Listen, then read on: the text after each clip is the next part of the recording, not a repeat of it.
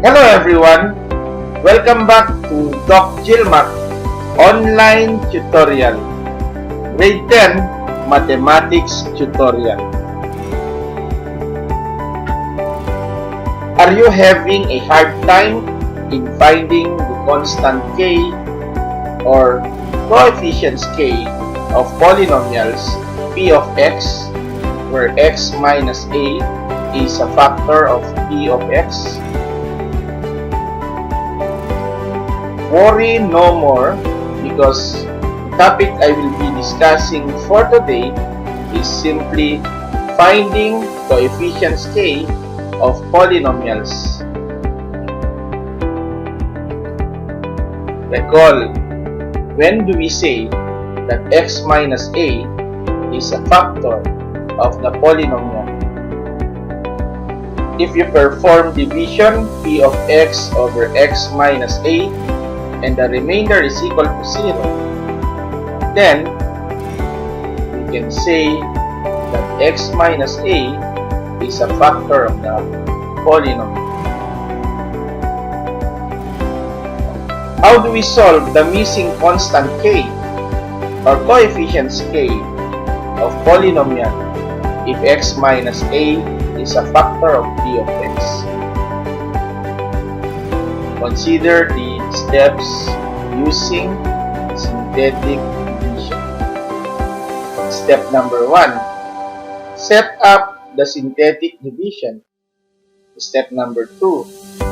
Bring down the leading coefficient to the bottom row. Step number 3.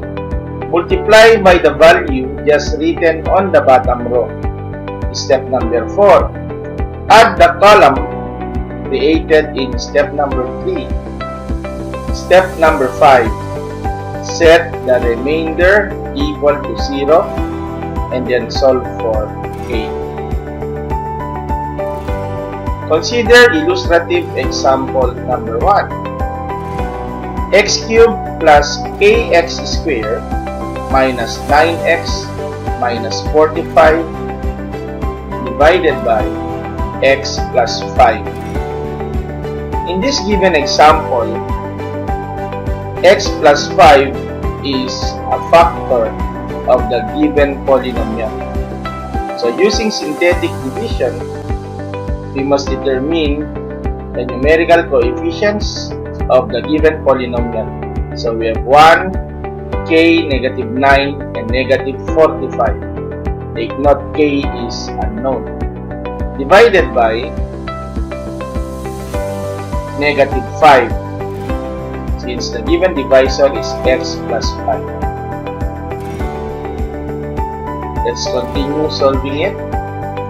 So consider the numerical coefficients of the given polynomial.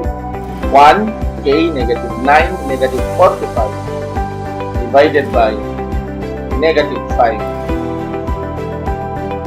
Bring down 1, multiplied by negative 5, so we have negative 5. Add k and negative 5, so we have k minus 5. Multiply k minus 5 times negative 5, so we have negative 5k plus 25. Adding negative 5k plus 25 as negative 9, so we have negative 5k plus 16. Multiply negative 5k plus 16 times negative 5. So we have 25k minus 80.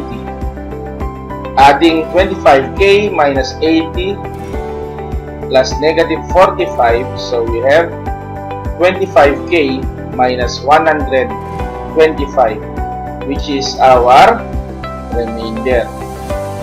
So from here, we set up 25k minus 125 to be equal to 0. Solving this further, then 25k is equal to 125. Now dividing both sides by 25 to solve for k. So from here, we have the value of k to be equal to 5. So take note of that. Consider illustrative example number 2. X cubed minus 4x squared minus kx plus 64 divided by x minus 4. Again, take note, x minus 4 is a factor of x cubed minus 4x squared minus kx plus 64. So from here, we get the numerical coefficients of the given polynomial. So we have 1, negative 4, negative k, and 64, which is our dividend divided by positive 4, since the given divisor is x minus 4. Let's continue solving this. So we set up the numerical coefficients of the given polynomial. So we have here 1, negative 4, negative k, and 64 divided by 4.